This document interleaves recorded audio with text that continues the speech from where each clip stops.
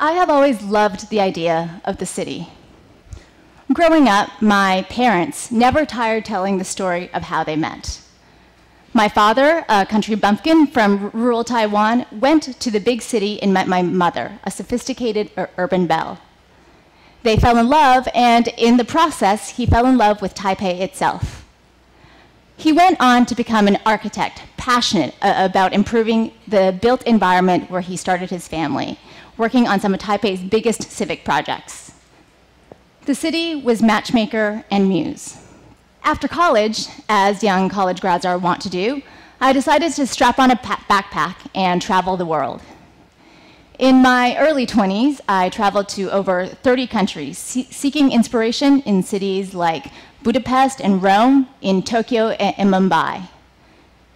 While in more afternoons than I'd like to admit in street-side coffee shops and tea shops, I told myself that this was the best way to learn about human beings and about the world that they had created. The city then was my teacher.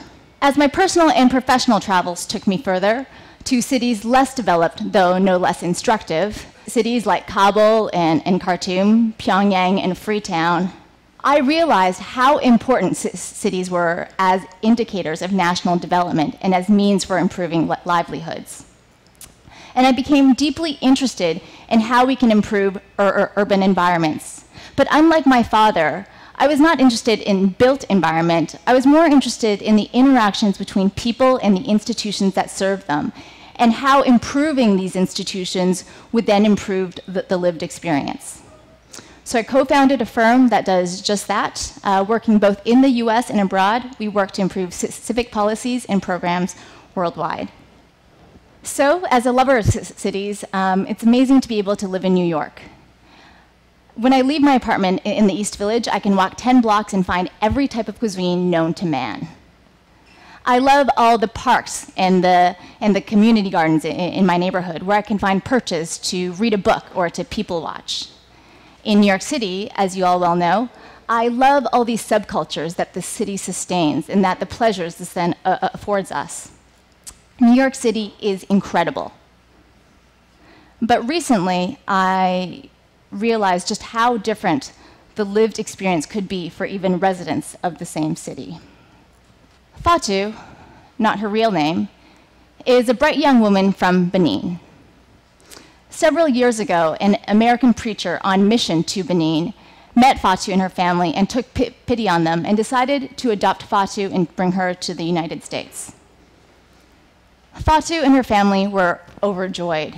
Finally, a chance at the American dream.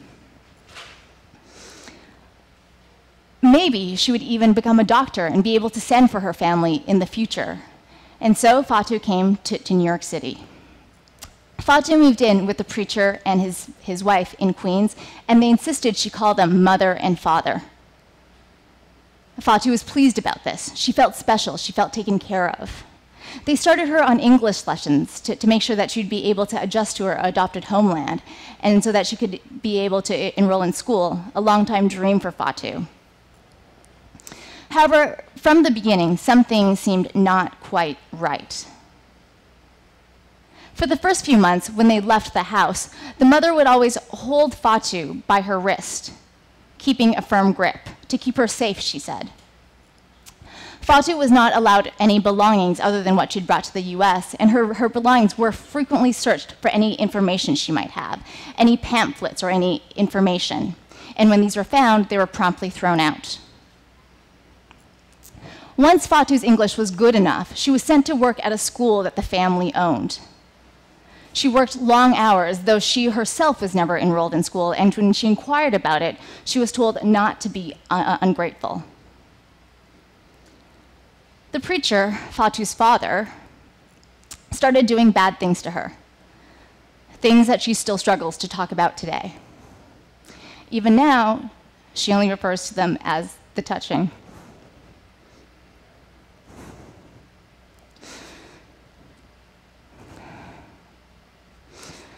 When Fatou first arrived, her passport was taken from her for safekeeping by her family. Her real father told her that never to give up her passport and her visa, and that she had to have a new visa before her first one expired. This was of critical importance. When Fatou's visa did expire, her new family refused to apply for a new one, thus entrapping Fatou, now an undocumented alien. A class of person, she was told, that the US government does not look kindly upon. And so, although she called her adopted caretakers mother and father, she went to church with them every Sunday. She also worked punishingly long hours, first at school, and then at home, and then at night when the preacher came to her room. The signs were clear. Fatou was a victim of human trafficking. And in the year 2012, in the city of New York, stories like this are all too tragically common. Which begs the question, what does City 2.0 mean to someone trapped in the equivalent of modern-day slavery? When we talk about City 2.0, a lot of us talk about improved services, technological innovation, smart cities, capital S and capital C. And indeed, there are amazing new services that comprise the new cityscape, services that make our day-to-day lives easier. These, however, did not make life easier for Fatou. In fact, they often made life more difficult for her. Services like Hopstop and Google Maps make it easy for us to plan our commutes, to arrive at meetings on time. They, however, did not help Fatou. Her traffickers used them differently. They used them to make sure that Fatou was always at home at exactly the time that she was supposed to be, otherwise there would be consequences. Advancements in modern technology have made it easy for us to communicate with family and friends more easily and frequently than ever before. This should be a happy thing. For Fatou, however, this caused her additional stress, as her family always wondered why it was that she was so reluctant to talk to them. It's not expensive, they would say. We just want to see you. But Fatou was always trying to avoid them. And so she would make excuses about why she was unavailable, why she didn't want to talk, and why, despite the ease of connection in the modern day, Fatou wanted nothing else than to disconnect. Many of us are working to streamline civic service delivery, standardizing data formats, making them accessible between governments and different platforms and agencies. For someone like Fatou, however, this was terrifying, the idea of linked and trackable data. As an undocumented alien, the thought that someone could take a look at her papers, any of her papers, and then be able to figure out who she was, the thought was petrifying. And so this meant that even when she was sick, she would refuse to go to the doctor. When she saw a policeman on the street, she would cross to the other side of the street to try and avoid being detected. She was always trying to escape from our connected, efficient, and effective institutional service delivery systems. To me, the city was matchmaker and muse. It was teacher and opportunity. For Fatou, the city was dead ends and spoiled dreams.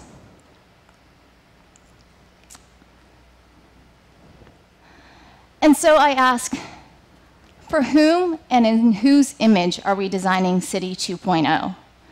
We're making leaps and bounds in civic service delivery, in civic technology, in urban planning. But by which metrics are we judging our own progress? And what does City 2.0 mean in the modern day? What does it mean when the fundamental freedom, security, and dignity of the most vulnerable amongst us cannot be secured? Fatou's story is not unique. There are an estimated 300,000 to 1 million trafficked persons in the United States, and in New York City itself is a hub of global trafficking. Globally, the human trafficking industry is about $32 billion that affects 21 million people, though exact figures are hard to pin down. I had the chance to meet Fatou and many other trafficked persons like her through work we recently did with an amazing victims assistance agency here in New York called Safe Horizon. However, around the world, through our work, we've seen that it's not just trafficked persons for whom cities do not work. And I'd like to share 3 quick examples with you. In China, a country whose own urbanization has captured the global imagination, 250 million migrant workers do not have rights when they move to the cities in search of opportunities. They are categorically denied any rights as soon as they leave their hometowns. In Lagos, Africa's fastest growing city, and my destination this evening, even longtime residents have no rights. This is Makoko, a slum of 300,000 people that is today being demolished. In July, the government gave residents 72 hours to vacate their homes, and then they watched nearby as machetes chopped them down. And in Pakistan, there are 1 million internally displaced persons from the country's tragic disasters, natural and geopolitical, and 2 million Afghan refugees. They're in need of food, shelter, and frankly, a little kindness. Refugees are often harassed, and IDPs have no policies or laws that protect them.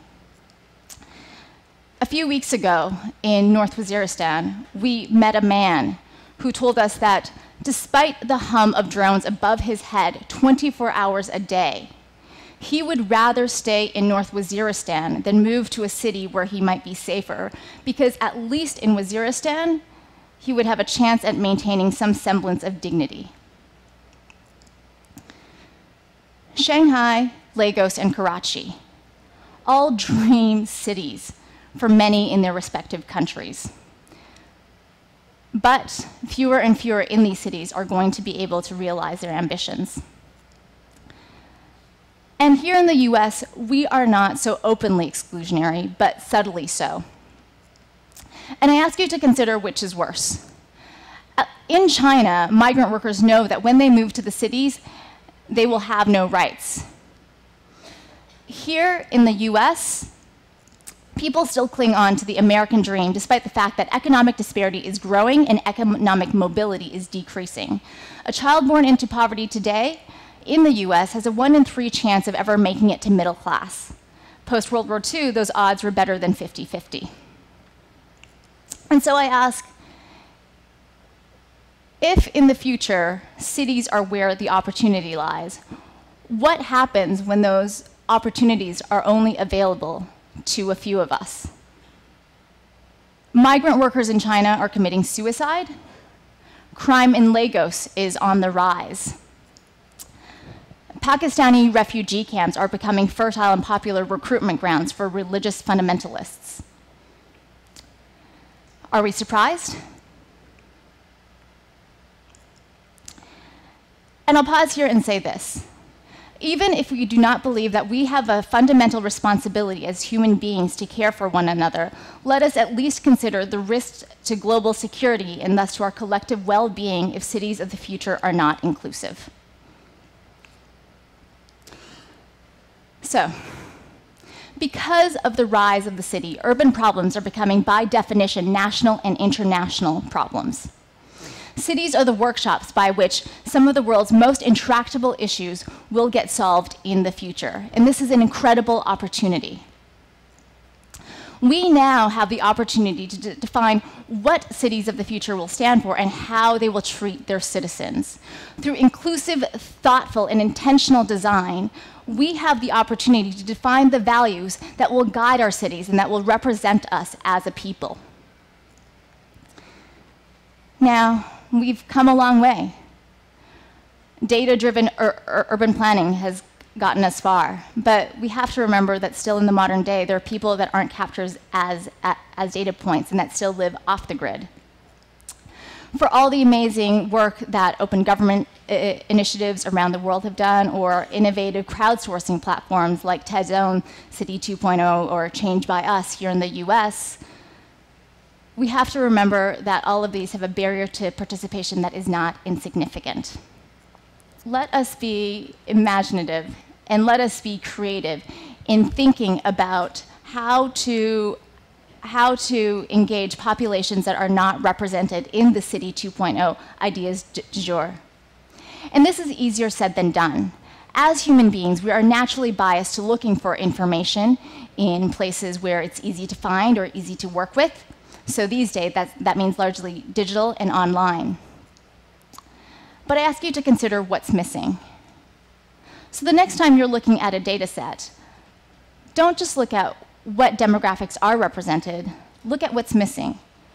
Where are the neighborhoods, the ethnicities, the age groups that aren't there? And what or who might exist in that negative space? The next time you're at an event about bettering our cities, take a look around you. Who are the people that are here and who are the people that are not? Maybe you might comment on your observations. That might lead to an uncomfortable moment, but it'll also be an honest moment and one of reflection. Because I believe that only by recognizing our blind spots will we be able to address them proactively and change them. And so once we realize that we have this missing information, what do we do about it? If we want to work with trafficked persons, we might go to community organizations that have a history of serving these populations. Now, in the digital age, there's a catch. A lot of their data is not machine readable. It means you have to pick up the phone, you have to go to the office, and you have to talk to people. And you have to write notes with pen and paper. And it might not be the most efficient, but will it yield us rich and useful information about populations that should be included as we think about our future? Probably. And there are also other ways to find out information about these missing populations, people that should be engaged in these conversations. A lot of my work involves ethnographic research. What that means is that I usually go to places or populations that we want to be working for, and I sit and I listen to their stories. And I listen to the stories of people that don't often get to tell their stories. Now, ethnography means literally a portrait of people.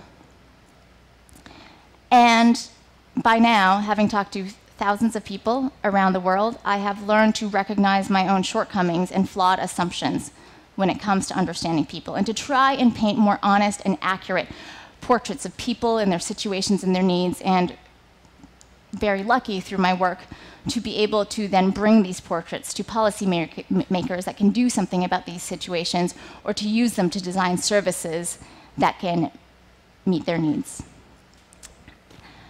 And through my ethnographic work, I have also come to see the gaps in our data-driven portraits of people and place, and to want to advocate for a more nuanced and balanced approach to how we understand each other and to how we create our new future. And so my hope is this. I hope that as we're thinking about our new future, I hope that we're able to think about populations that aren't typically represented, and I hope we're able to notice each other, to hear each other, and to be vigilant observers of and caretakers for each other, and to recognize our own blind spots and to proactively work to address them so that our cityscapes of the future are more inclusive and more empathic. This is my hope for City 2.0, and I hope you'll work with me to make it yours as well. Thank you.